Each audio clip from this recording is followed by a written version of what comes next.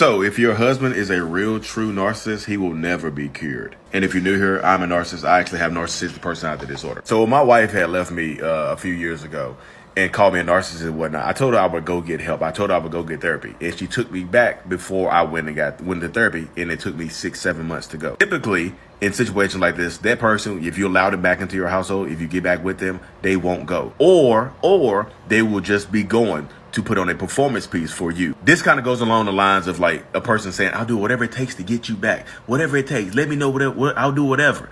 That means that they will do whatever it takes for you, not for themselves, which matters. Because if they do it for you, they will resent you for making them go to therapy. There is no cure for narcissistic personality disorder. By him trying to establish that kind of ultimatum right there, he's trying to switch the power dynamic back into his hands and not into yours. Stay strong, keep that boundary. I really, really hope this.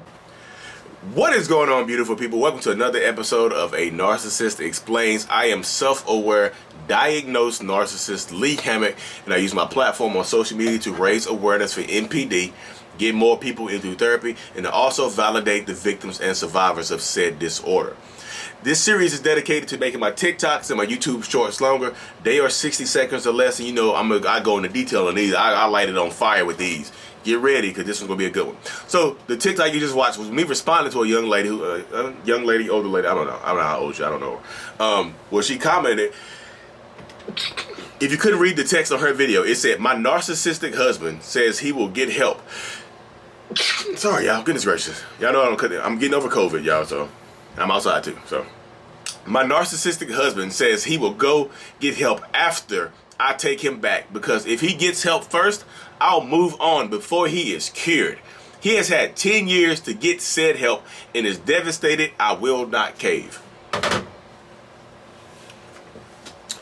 He's devastated that I will not cave because he said that before he gets cured, I'm going to move on. So the hell what? I know it's easy. It's easy for me to say that right there, y'all. But 10 years, 10 years.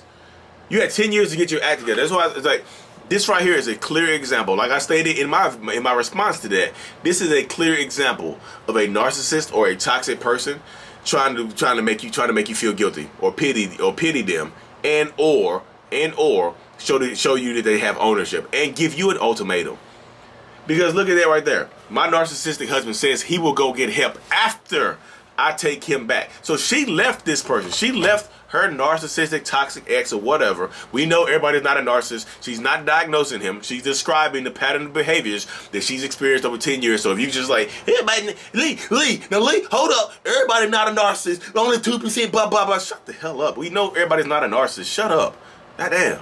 I'd be killing that. Like, goodness gracious, like, everybody not a narcissist. So, I am. I'm clinically diagnosed with narcissistic personality disorder.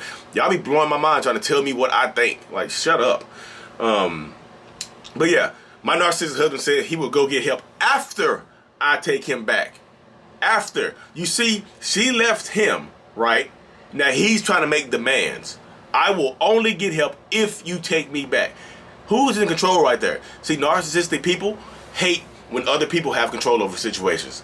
Narcissistic people hate when the power dynamic switches from us having the power to you having the power, to our bosses having the power, to our kids or our family members having the power. We hate that with a raw, seething hatred. We absolutely 100% hate that, and that's the unequivocal truth right there, because we hate it. So he's trying to slide in a power. He's trying to slide in and switch the power dynamic into his court. Because if you take this, I'm gonna tell you this straight up right now.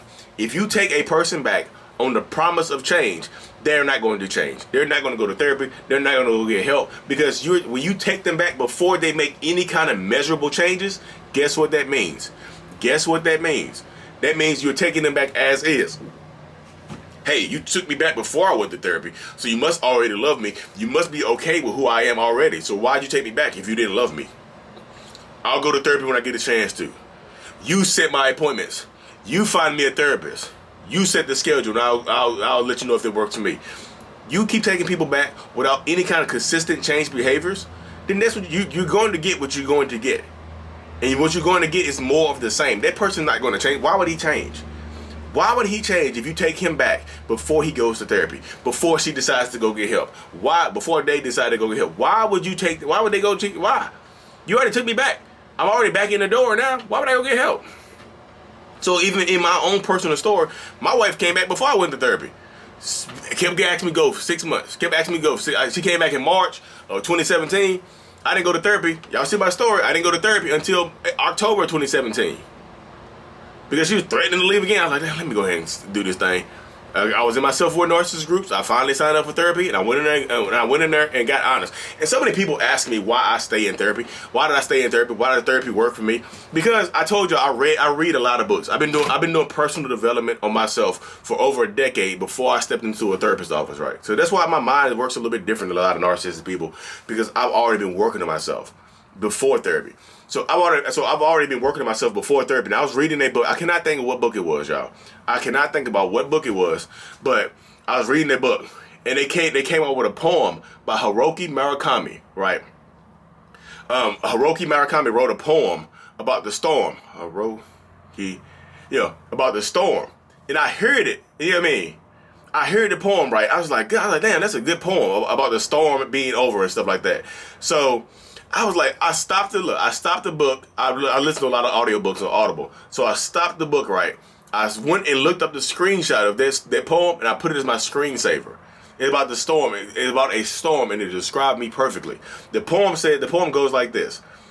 And once the storm is over, you won't remember how you made it through, how you managed to survive.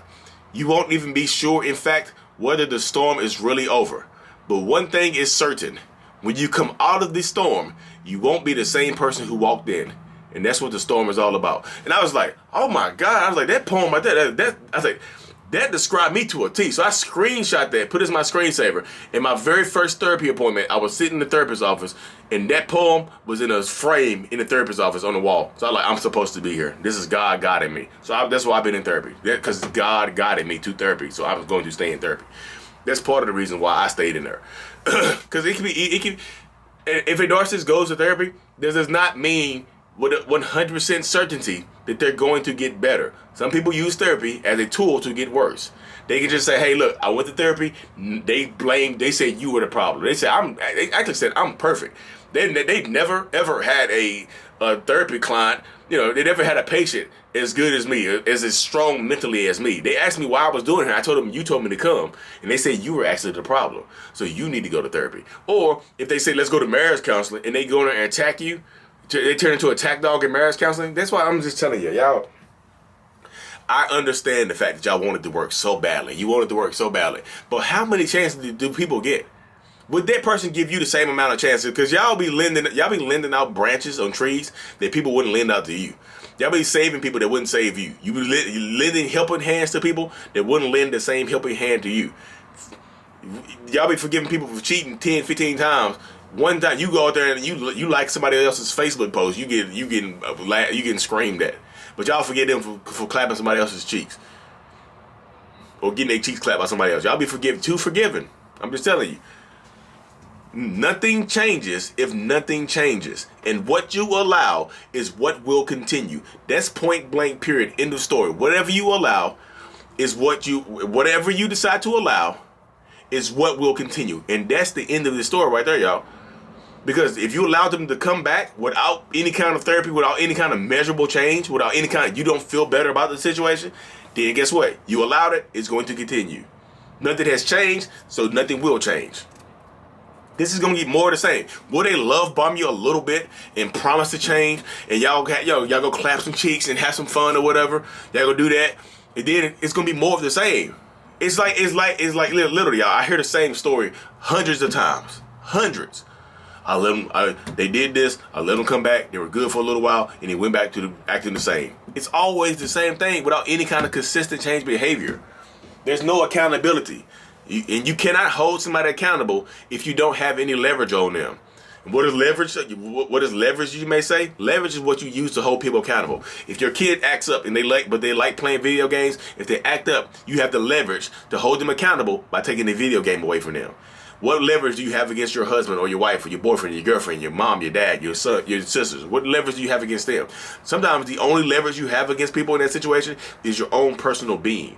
So your leverage is removing yourself from the situation. Oh, I'm going to hold you accountable by leaving your ass. You want to be here? Peace. I'm out. That's how you hold people accountable. But if you leave, you have to stay gone until sometimes you gotta stay gone for good, but until there's any kind of discernible, measurable change. I promise to go to therapy if you come back. That's not measurable change. That's an ultimatum masked as a promise to change. That's what that is right there. They're not promising to change. I promise to change if you bring your ass home. Only if. If and no buts. Don't let them take the power over you. Don't let them take your leverage. That's literally what happened. She left. She used herself as leverage. She left to hold him accountable. And he said that he tried to switch the power dynamic back by taking the leverage away. I'll come back. If I'll go to therapy, if you let me come back. If you come back, if I can come back first. That's removing her leverage from the situation. Because now he's back in the house. You have no more leverage now. So, and now, he's devastated. He's devastated that I won't cave. And if he's a real narcissist, or if she's a real narcissist, or if they are a real narcissist, they won't change anyway. There's no cure for that. I keep telling people there's no damn cure, but no, to each their own, y'all. Anyways, y'all, stay safe, take back your power, stand in your truth. You got this. If I can fight narcissistic personality disorder on a daily basis, you can fight self-love. Go get it. Peace and blessings. Like and subscribe for more. Mental Illness is out. Peace.